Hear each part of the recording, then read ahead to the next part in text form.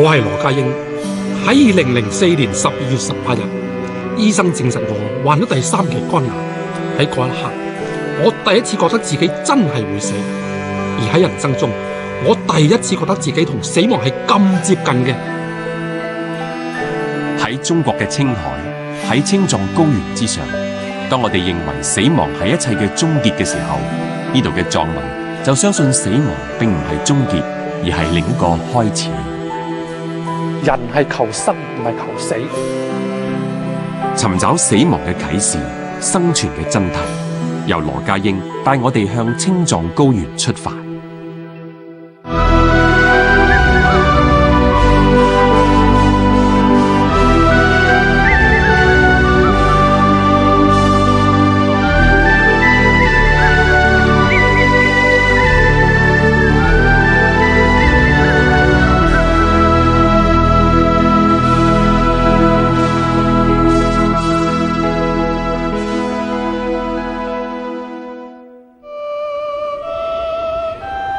呢度一時晴空萬里，瞬間又陰雲密布，氣候就好似人生一樣變幻無常。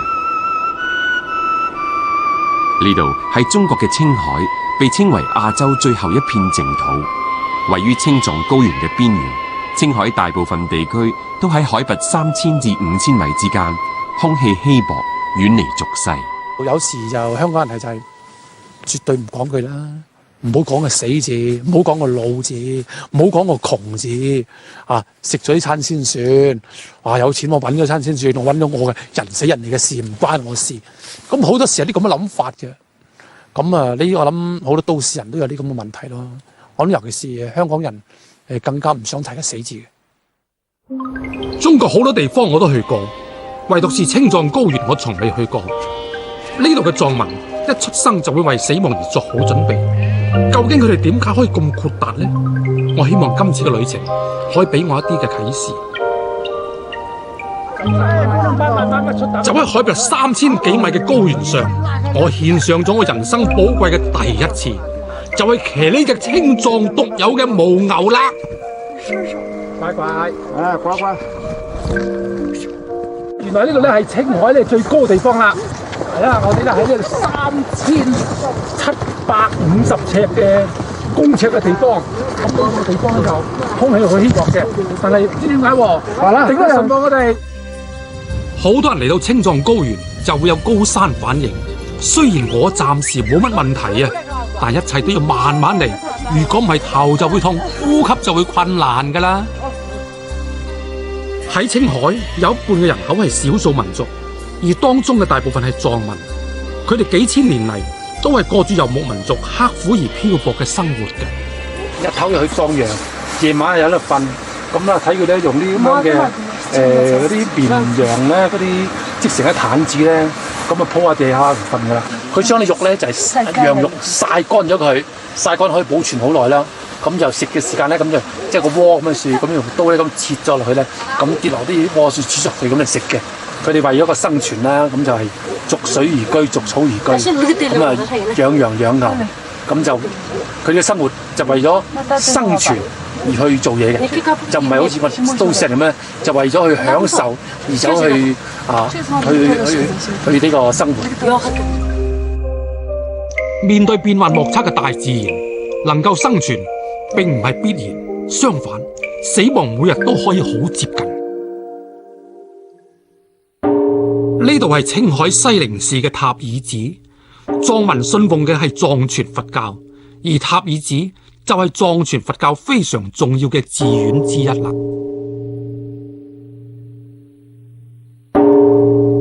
呢個叫大金雅殿，咁大金雅殿咧，佢就係一個好神聖嘅地方嚟嘅。咁你睇好多藏民咧，佢哋宗教嘅虔誠就嚟到呢處咧就叩頭嘅。頭先咧，我就問嗰位一位青海嘅老婆婆啦，咁佢哋咧就話呢一個大金雅殿咧喺處叩頭，叩一個長頭咧，係比其他嘅殿啊，比其他嘅佛寺去叩頭咧嘅功德係更加大嘅。喺每一日都有數以百計嚟自青海、西藏甚至更遠地方嘅藏民，以五體投地，俗稱叩長頭嘅敬拜方式，徒步向各大寺院朝拜。我眼見好多老人家衣衫襤褸，只係帶備簡單嘅糧食，就徒步叩牆頭幾個月，去唔同嘅寺院敬拜。點解佢哋會咁虔誠呢？藏傳佛教認為人生係無常嘅，特別喺惡劣嘅生存條件之下，藏傳佛教嘅思想對藏民嘅人生觀有重大嘅影響。佢哋從小就好清楚人必然會死，而且隨時會發生。佢哋同時亦相信死後會進入另一個境界，人輪迴之後會有一個新開始，而人在世嘅每一日都要好好珍惜，並且要為離世呢一日作好準備。喺塔爾寺呢度叩牆頭嘅人，為數最多嘅就係藏族嘅老人家，年紀越大就叩得越落力。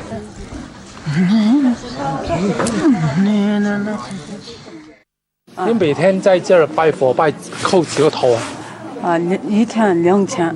一天2000。要叩幾多？要多長時間呢？幾多個月？幾個月做。我這個地方早上3點。早上3點來，晚上直到走到時間，現在2個月，還1個月、3個月走了。3個月失望。呢位婆婆今年已經67歲啦。喺3個月前，佢喺距離呢度110公里外嘅青海湖，專程嚟到呢處叩牆頭嘅。好多人70歲、80歲好長命咧，咁但係你回首睇過嚟，有啲40歲、30歲、20歲、10幾歲、幾歲，啱啱出世咁樣，咁我都行咗人生一半，應該係叫做冇虧負前邊，亦都冇虧負後邊嚇。咁而家後邊能夠比較長啲嘅，而身體健康嘅固然係好啦。如果注定你係幾多歲或者係咩，因為你而家係唔知噶嘛，你係唔知嘅嚇。如果係冇病冇痛嘅咁樣，我都認為要面對嘅啦。一到60歲人，你要面對呢樣嘢。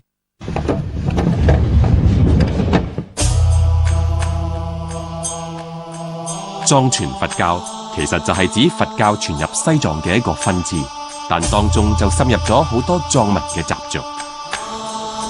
叩牆頭呢種五體投地嘅敬拜方式，最早係源自印度，後來傳入西藏之後，就成為藏傳佛教獨有嘅敬佛方式。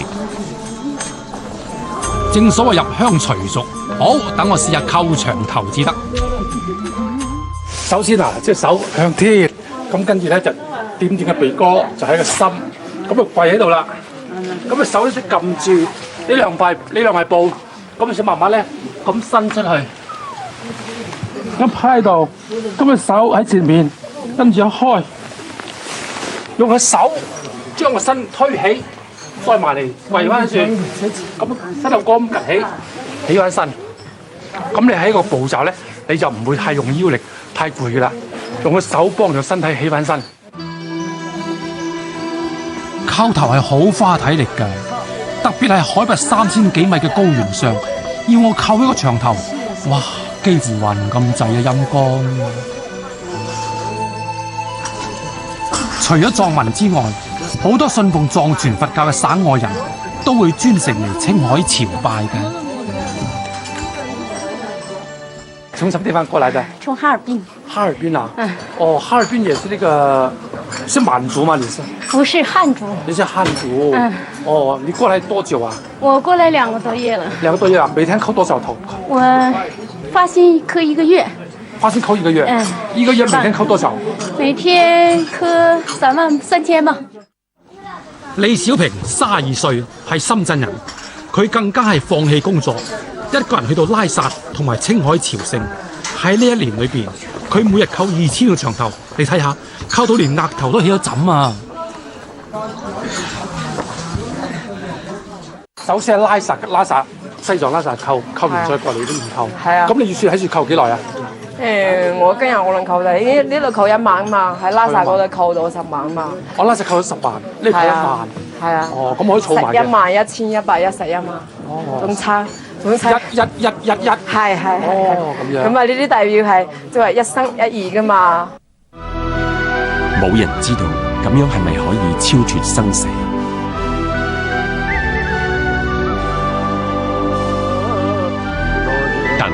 喺一條偏遠村落度，一場百人集體誦經，令到羅家英對死亡有另一番嘅啟示。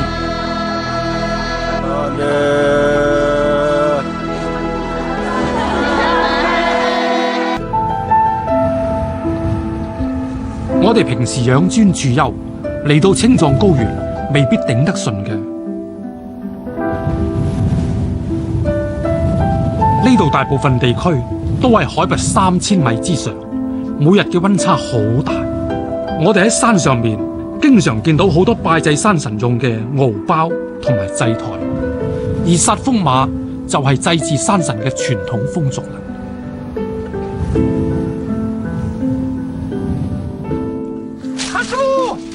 一邊殺風馬，一邊呼喚山神。喺呢度，我感到人其實好渺小，喺變幻莫測嘅高原度生活，藏民對大自然、對天、對地都抱住虔誠而敬畏嘅心。青海嘅啲牧民咁樣，佢細個嘅時間已經係諗住死嘅時間係點死法？咦，唔落雨咯個天，啲乾旱晒，啲羊冇得食，啲羊係死緊，啲又冇水，咁跟住我要死噶啦咩？咁好容易嘅啫嘛，咁再之好人好容易死啊嘛，咁又冇咩醫生睇啊嘛，咁所以香港人係唔會諗到死嗰兩個字嘅。香港係一片福地，冇天災，冇戰亂，我哋覺得死亡離自己係好遙遠，冇人會覺得自己聽日甚至下一分鐘會離開呢個世界㗎。但係你唔諗，唔代表唔會發生嘅。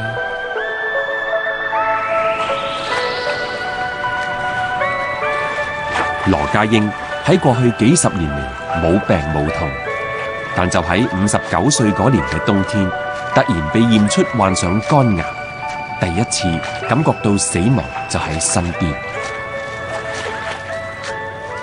12月嘅18號晚咧，咁我去飲。咁喺飲嘅時間咧，可能飲啲酒啦，食咗啲魚生啦，或者肥咗食咗啲肥豬肉啦，咁就翻屋企嗰晚嚟睇緊呢個曼聯，咁啊打波，突然間胃痛，咁啊點零鐘開始痛，就痛到2點，我食啲藥又唔得，即係用咗好多方法，到3點幾都係唔得，都仲係痛，啊，咁點算咧？好啦，去睇醫生。咁當時有3間醫院我去選擇嘅，一個浸會啦，一個廣華啦，一個法國啦。咁我諗住法國泊車容易咯，咁啊自己哎呀揞住個肚咁揸住架車落去法國醫院，咁就睇呢個門診啦。咁啊個醫生好好嘅，咁佢就話：家英哥，嗰邊嚟做咩事啊？胃痛啫，咁同我打一支胃痛針。咁不如你喺雪瞓陣間咧咁樣，橫掂都冇咩人幫襯。咁我就喺個醫務室裏邊就瞓咗15分鐘。都仲係痛，醫生話：喂，仲痛唔痛啊？我仲係痛，不如瞓一晚啊，喺醫院住一晚。我順便同你驗下血，睇下係膽啊，抑或係胃啦。因為經常都喺埋嗰笪地方噶嘛。咁我話得胃嘅多噶啦，不過就好少痛咁耐，真嘅。咁終於咧就同我抽咗血，喺瞓一晚。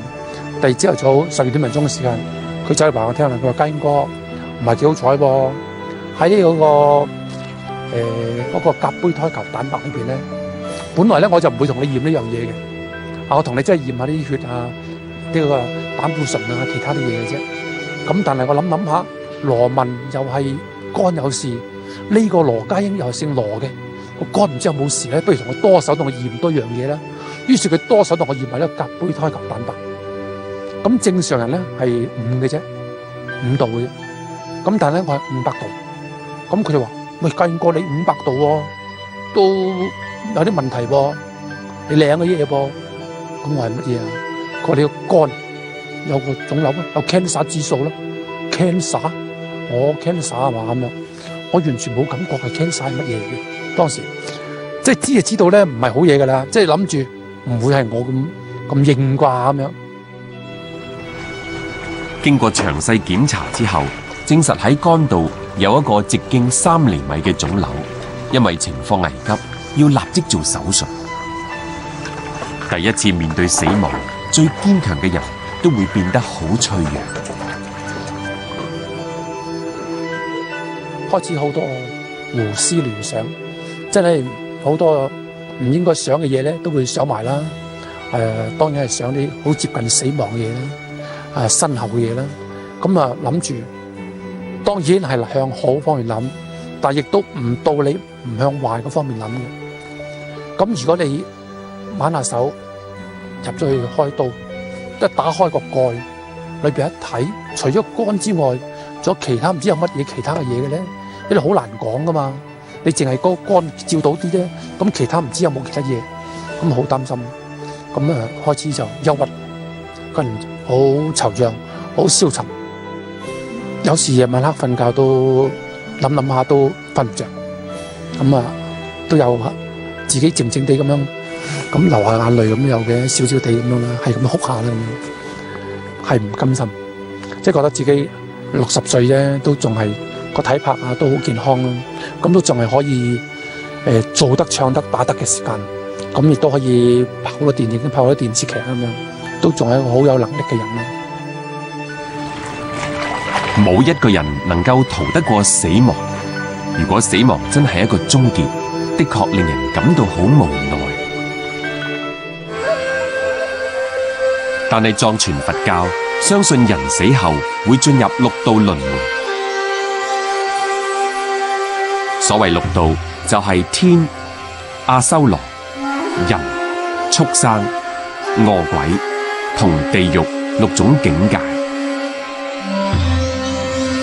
佢哋相信今世嘅修為直接影響下一世嘅輪迴，所以下一世想過更好嘅生活，今世就要多行善、多積福德。死亡喺佢哋嘅觀念中係一生嘅結束，但同時亦係下一生嘅新開始。今日我偶然遇見一個情景，令我畢生難忘，亦令我對生死有番特別嘅體會。呢度就係青海黃南州嘅吳屯寺，原本呢度好寧靜，只有喇嘛喺度生活嘅啫。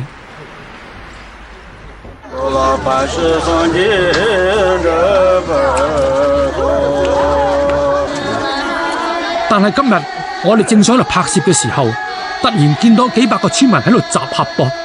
最初以為佢哋搞啲咩慶祝活動啦，點知原來佢哋為咗一個好特別嘅原因先聚集埋一齊嘅啫。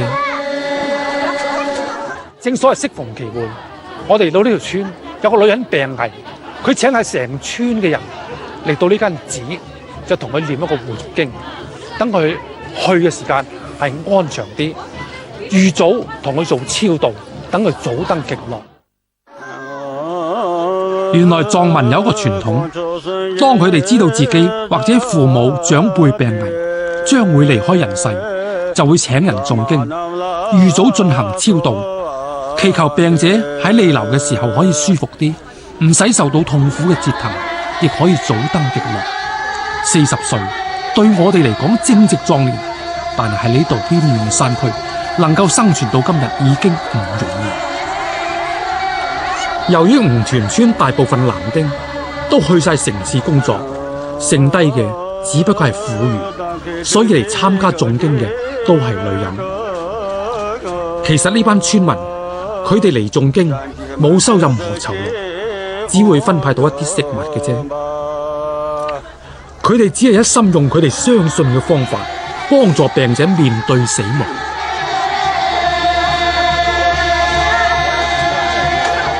我諗緊喎，而家咧個女人病危，如果全村人嚟到念經，咁我諗如果有一日阿羅生即係病危啦，咁有冇人去特登為我去誦經啊？有乜朋友啊？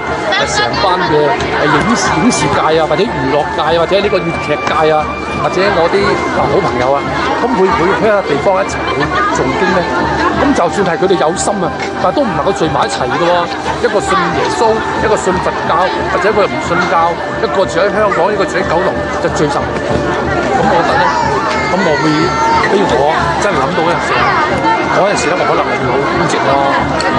雖然自己話開解自己啫，咁但係我諗而家呢個女人佢而家好開心嘅喎。而家我咧雖然唔去啦，咁但係有全村嘅村民咧都同我誦經，咁等我去到好安樂，咁好安詳，咁去得係好坦然咁樣去咯。每個人都應該珍惜生命。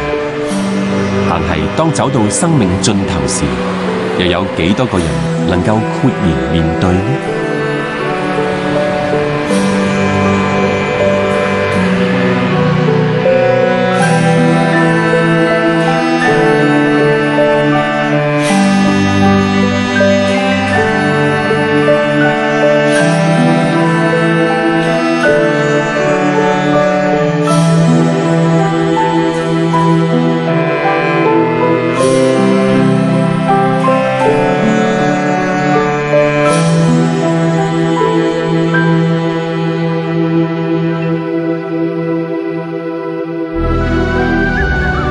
一個只有3歲嘅藏族小童被奉為活佛轉世嘅化身，羅家英首次與靈童接觸。